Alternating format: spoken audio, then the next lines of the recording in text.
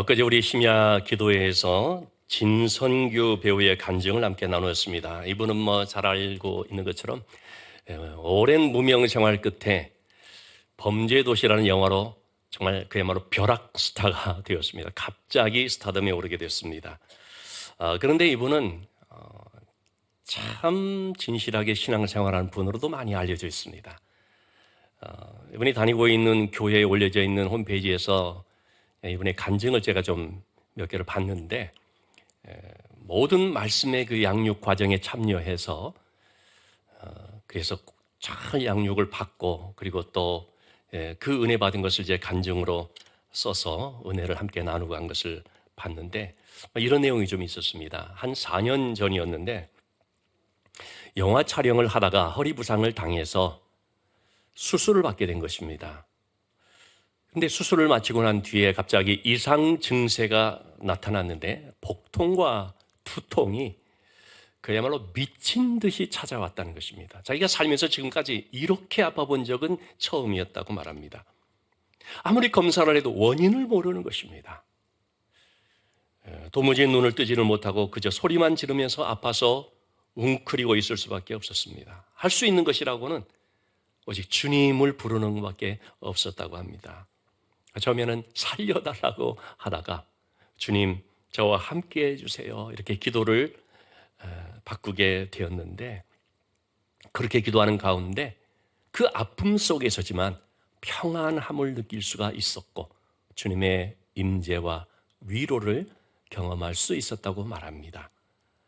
그리고 얼마 후에 정말 병원에서도 좀 의아할 정도로 그 고통과 통증이 순식간에 사라져서 깨끗하게 되었다는 것입니다. 그래서 참 감사의 시간이었다라고 말을 합니다. 여러분, 이처럼 우리는 그 어떤 아픔을 통해서 나와 함께 하시는 주님, 나를 지금 만나주시는 그 주님을 깊이 경험할 때가 있습니다. 오늘 본문에 나오는 이 38년 된 병자라고 하는 그 한 사람도 바로 그 아픔 속에서 주님을 만나게 된 것이죠. 예루살렘 성전에는 문들이 좀 있는데 북동쪽 쪽에 특별히 양의 문이라는 것이 있었습니다. 아니, 성전으로 무슨 양이 드나들겠습니까? 그 양은 어떤 양이겠습니까? 제물로 드려지는 양이라고 할 수가 있죠. 그러니까 그 양을 그냥 드릴 수가 없기 때문에 깨끗이 씻어야 돼서 그 양문 옆에는 한 연못이 있었는데 베데스다라고 하는 연못입니다. 벳이라는 말은 이제 집이라는 말이고 헤세드라는 말은 자비라는 뜻이기 때문에 베데스다라는 말은 자비의 집이라는 뜻이 되겠죠. 1888년 쉬기라고 하는 사람이 바로 이것을 발굴을 시작을 해서 약간 1950년대까지 아마 계속 됐던 것 같습니다. 그래서 지금의 이 발굴 현장을 우리가 이제 보게 되는데, 우리 교회에서도 예루살렘 갔을 때 바로 이 베데스다 연못가를 간 적이 있습니다. 오늘 본문의 말씀에 나오는 바로 그 현장이 되겠습니다. 3절 4절의 말씀을 보면 이곳에는 많은 병자들, 맹인, 다리 저는 사람, 혈기 마른 자들이 누워 있었다고 했습니다.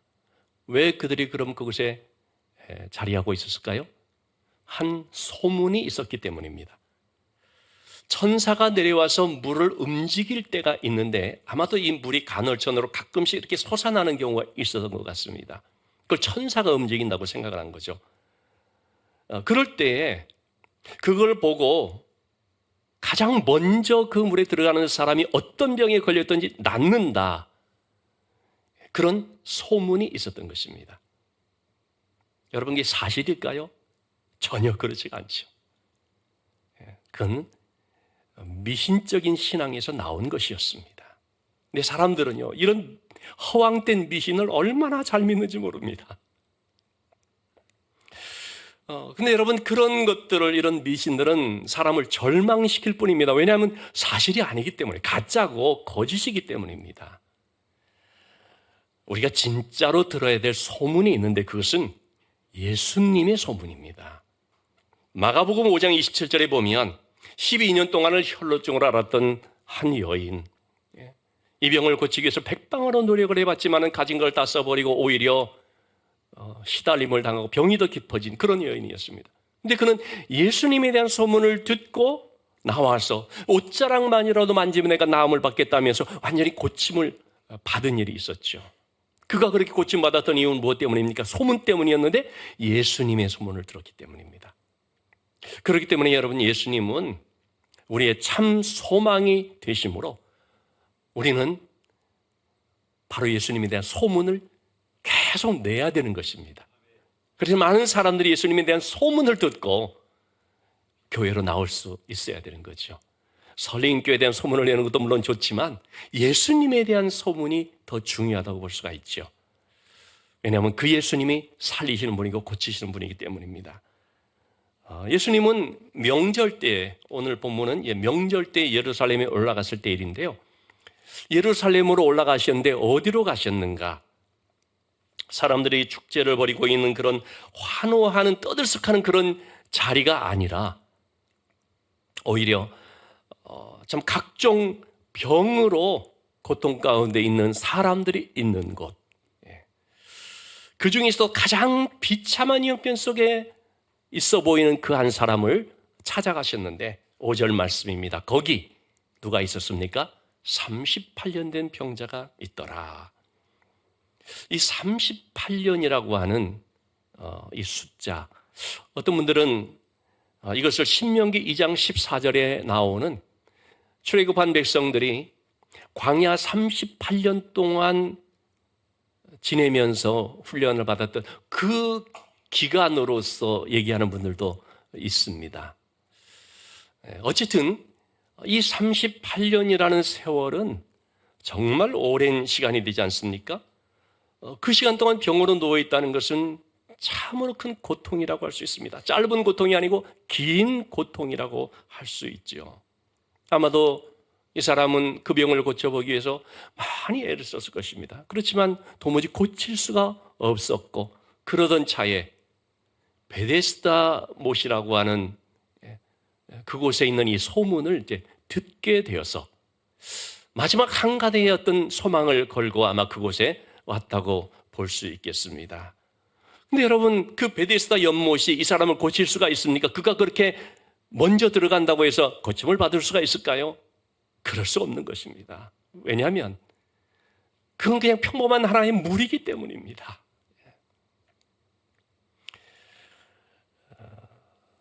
그렇기 때문에 그는 아무리 거기서 오랜 세월을 기다린다고 할지라도 전혀 소망이 없는 삶을 지금 살고 있는 것입니다.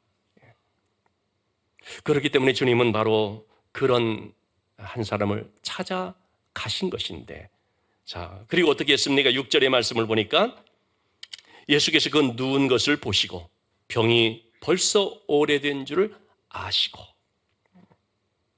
그의 모습을 보시고 그의 그 아픔을 아시는 것입니다. 여러분, 우리는 사람을 봐도 겉으로만 볼 수밖에 없고요. 그리고 그 사람의 어떤 마음이나 아픔을 안다고 할지라도 솔직히 말해서 제대로 압니까? 모르죠. 저는 제가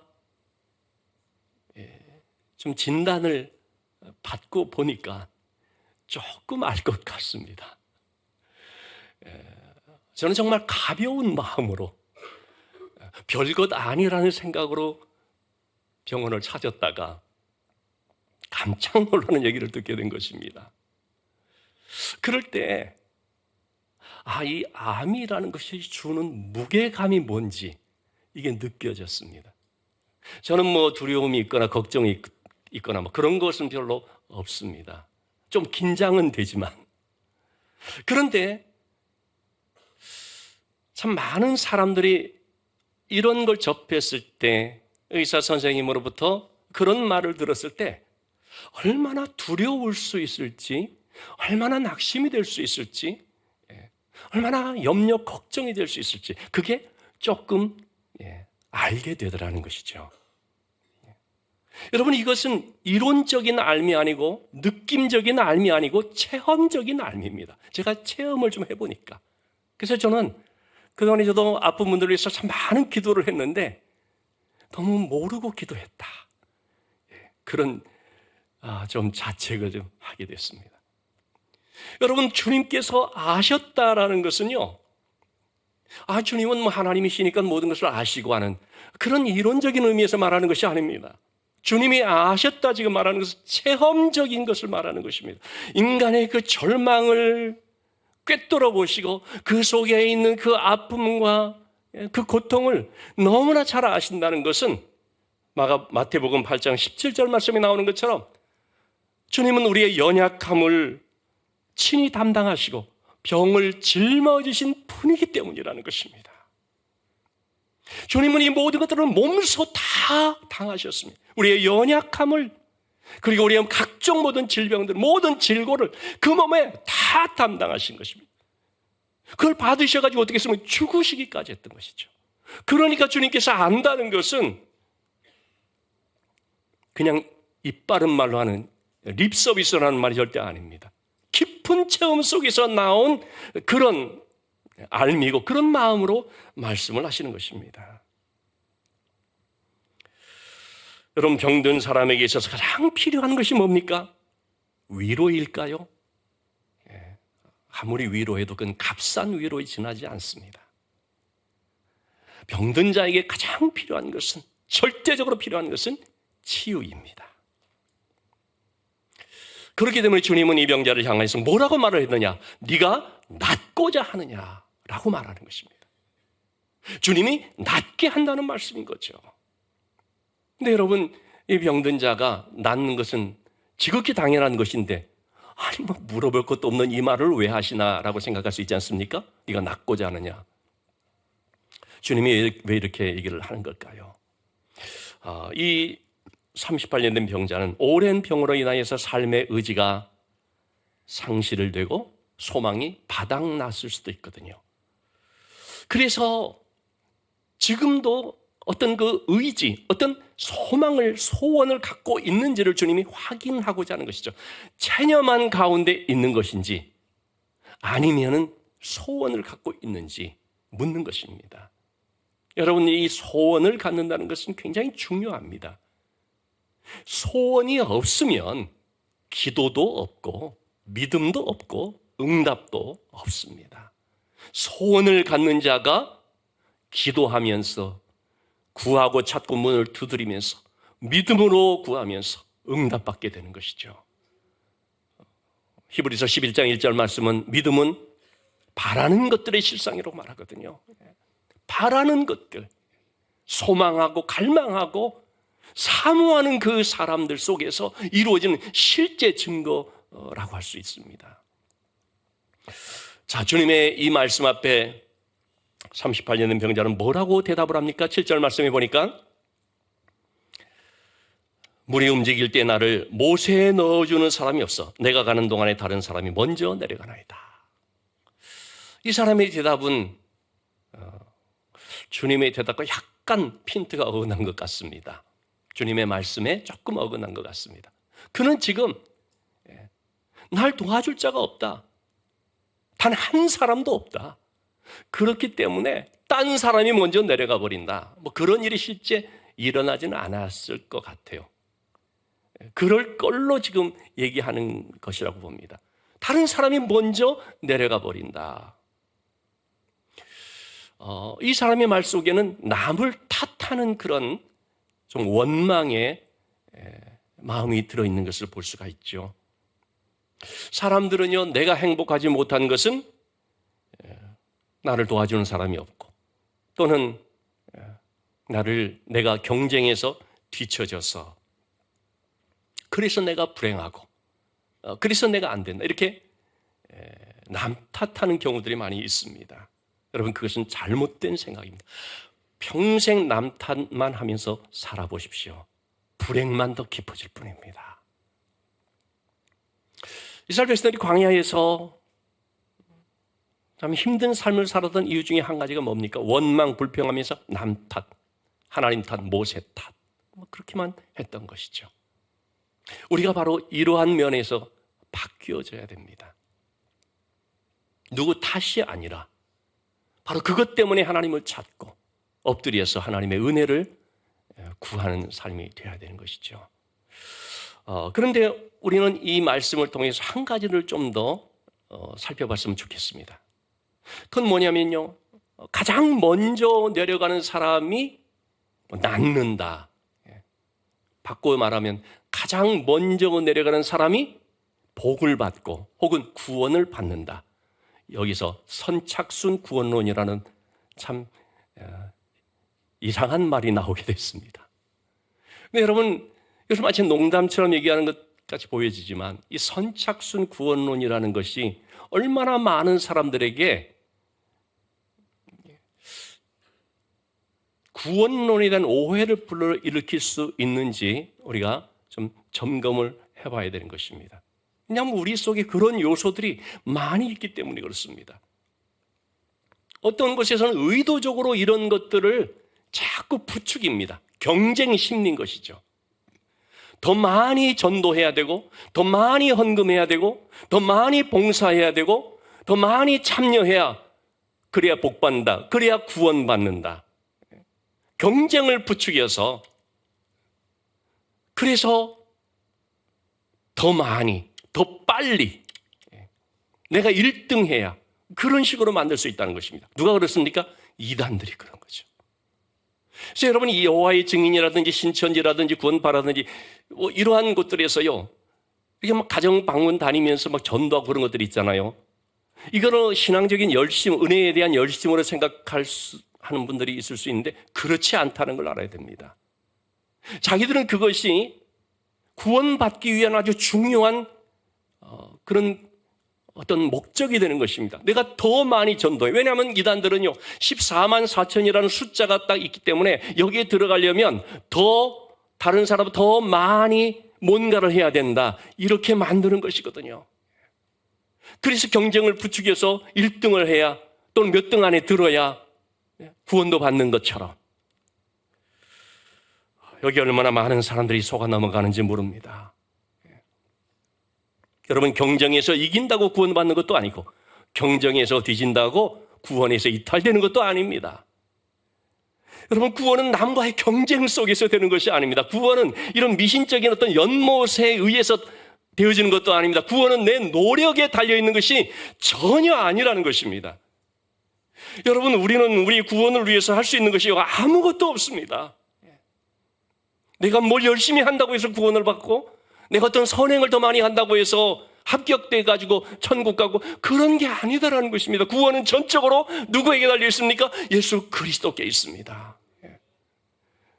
내 인생의 비참한 순간에 내 고통 안에 찾아와 주신 그 주님, 내 모든 죄값을 담당하셔서 십자가에서 죽으심으로 이 죄 문제를 해결하시고 죽음의 문제를 해결하신 그 주님을 영접할 때 구원의 역사가 일어나는 것이죠. 우리가 구원에 대한 바른 신앙을 가질 수 있어야 됩니다. 이 사람의 대답에 대해서 주님은 이렇게 말씀을 하셨습니다. 8절의 말씀, 일어나 내 자리를 들고 걸어가라.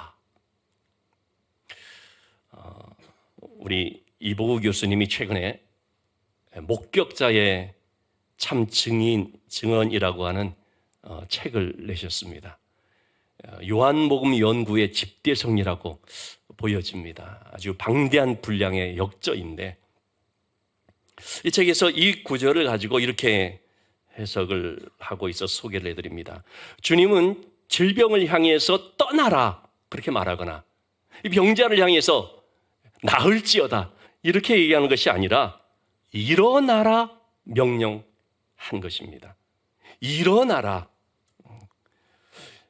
이것은 죽은 자를 일으키시는 하나님의 능력이 나타날 때 자주 쓰는 독특한 단어라는 것입니다. 요한복음 5장 21절 말씀, 아버지께서 죽은 자를 일으켜 살리심과 같이 아들도 자기가 원하는 자를 살린다.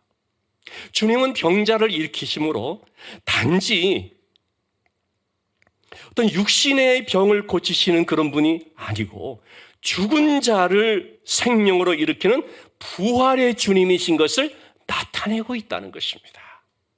이것이 그냥 단순히 나으라는 것이 아니라 일어나라고 하는 이 말씀을 한 이유인 것이죠.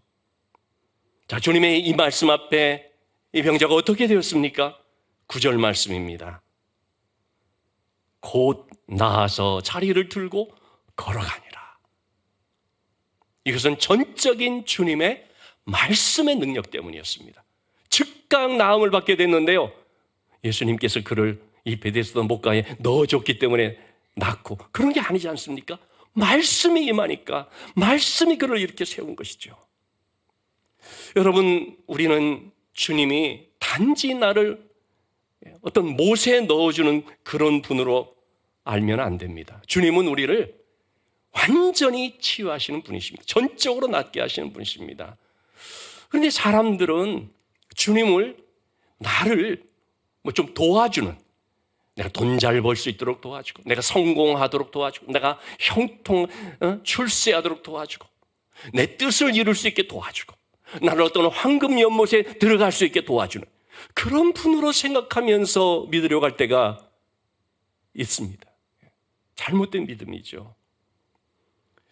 주님은 그런 분이 아닙니다. 주님은 근본적으로 죄와 죽음의 비참함에서 우리를 일으키며 살리시는 분인 것입니다. 그분은 단지 육체의 질병만이 아니고 우리 속에 있는 이 정말 그 깊은 죄의 죽음에 이르게 하는 그 최악의 질병인 이 죄를 온전히 고치시는 분입니다. 죄의 문제를 해결해서 그래서 우리로 하여금 생명을 얻도록 하시는 생명의 구원자가 되시는 것입니다. 그렇기 때문에 여러분, 우리는 육체의 질병만을 갖고 주님께 나가 고침 받는 걸로 만족하고 이제 끝났다, 그렇게 되면은 안 되는 것입니다. 10명의 나병 환자들이 멀리서 주님을 향하여 우리를 불쌍히 여겨주옵소서라고 했을 때 주님께서는 제사장에 가서 너의 몸을 보이라고 했지 않습니까? 가다가 그들이 고침받은 걸 알았거든요. 육신의 질병이 고침받은 걸 알았을 때 10명 중에 9명은 그냥 가버리고 끝났습니다. 근데 그 중에 한 사람만 찾아와서 주님께 감사를 하죠. 그때 주님 뭐라고 말합니까? 네가 구원받았도다. 육신의 질병만 고침을 받고 끝나버린 사람에 비해서 이 질병을 고침받았지만 더 중요한 구원의 문제를 응답받은, 구원받은, 진정한 축복을 받은 한 사람이 이렇게 나오고 있거든요.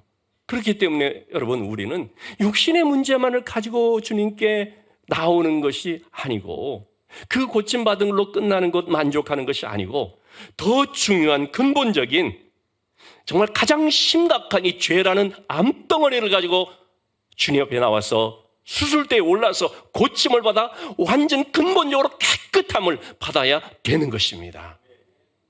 자, 그런데 여러분, 교회를 다니면서도 주님이 아닌 다른 것을 기웃거리는 경우들이 얼마나 많이 있는지 모릅니다. 십자가 복음 이외의 것, 어디선가 전해 들은 그 이상한 것, 그런 잘못된 것에 기대어서 기적을 경험하려고 하고 복을 받겠다고 하는 그런 경우들이 많이 있습니다. 제가 좀 더 구체적으로 얘기하면 조금 오해의 소지도 있을 것 같고 해서 생략을 하지만, 신비적이고 은사적이고 많은 그런 정말 불순물이 섞여 있는 어떤 그런 영적 운동이라는 것들, 거기에 들어가 보면은 얼마나 이런 이 오염된 진리, 미신적인 요소들이 팽배해 있는지 알 수가 없습니다.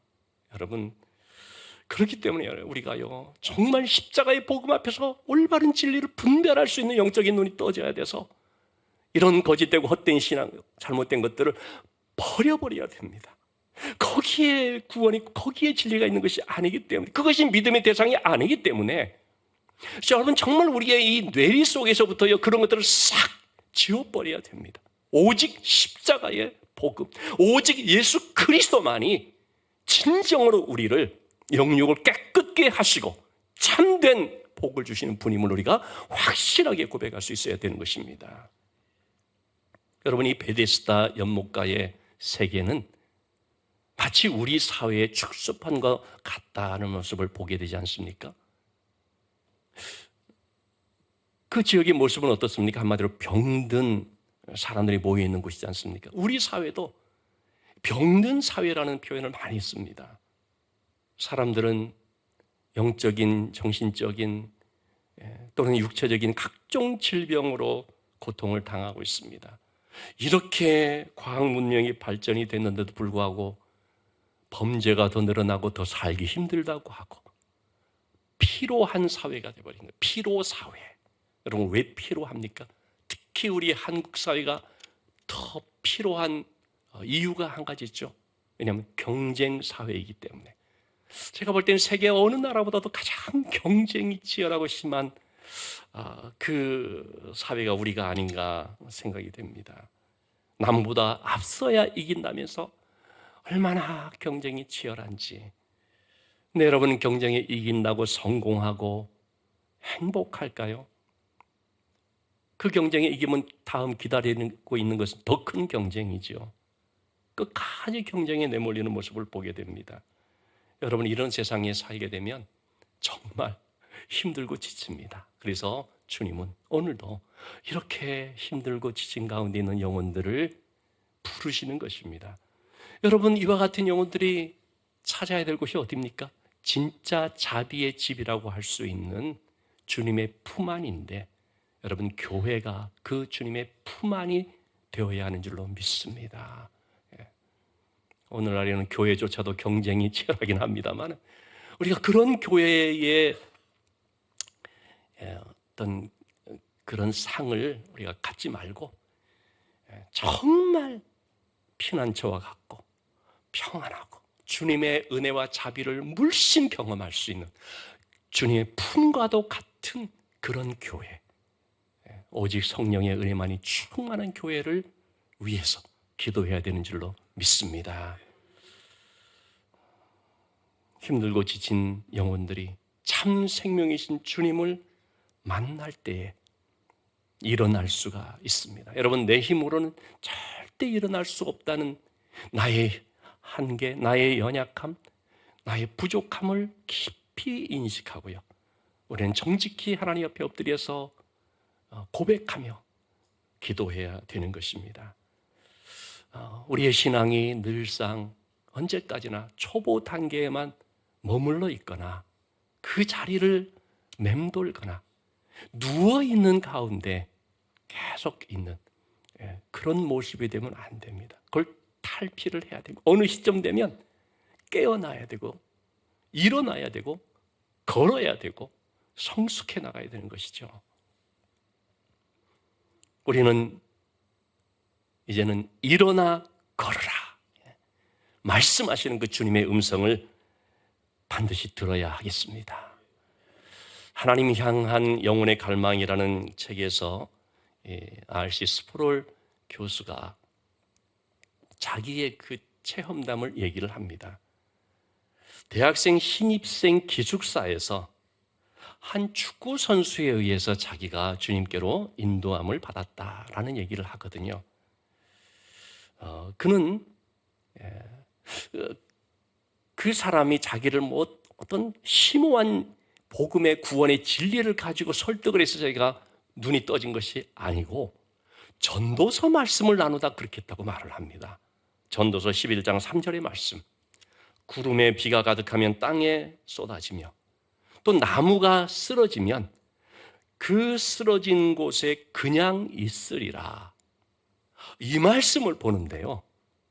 이 말씀 한 구절이 그에게 벼락처럼 임한 것입니다. 사실 이 말씀은 하나님의 은혜는 이 땅에 쏟아지는 비와 같고 그러나 타락한 죄인의 무능력함이라는 것은 마치 쓰러진 나무와 같다라는 걸 좀 대조적으로 얘기해 주는 구절이라고 할 수 있겠는데 이 쓰러져서 꼼짝 못하고 있는 나무 이게 바로 자신이라는 걸 깨달았던 것입니다.